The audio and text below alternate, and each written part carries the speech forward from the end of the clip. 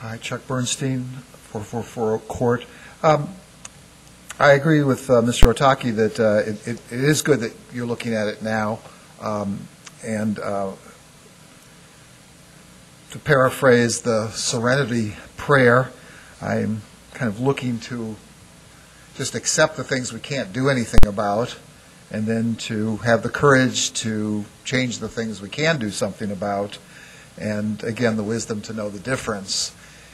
What we're looking at is an accounting report, and we can't change the year.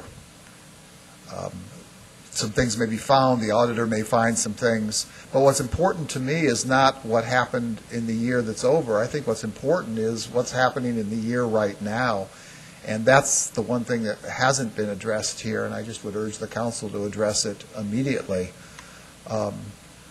I'm not sure I agree with the assumption that the downtown plan contract type of expenditure will be over. I attended the planning session out in Bellhaven when we were talking about the streamlining process, and there were a whole bunch of planning costs that were necessary to be able to do that planning, and I don't know what they are. $500,000? I don't know, but there's a whole bunch of costs that we're not even looking at right now.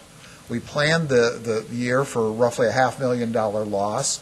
We've got a reduction in sales tax. We expected sales tax to be higher this year than last year, I think, by a couple $100,000. And in fact, we see that they're lower than we anticipated. So what's going to happen this year? Are they going to be lower than they were in the year ended?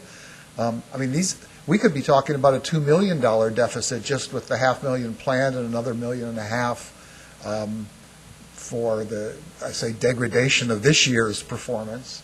It's nobody's fault. It's happening. The fault is if we don't do something about it, and that's where I'm urging the council to take a stand on this and say, we need to look at this. I would say this is the highest priority. It's the highest priority because a lot of things happen from this. It forces us to look at tax increases. I don't think we should be doing that. It forces us to perhaps cut essential services. It forces us to ignore capital improvements. In a sense, we're not paying the depreciation of the city's assets. I'm talking about its equipment and buildings and maintenance.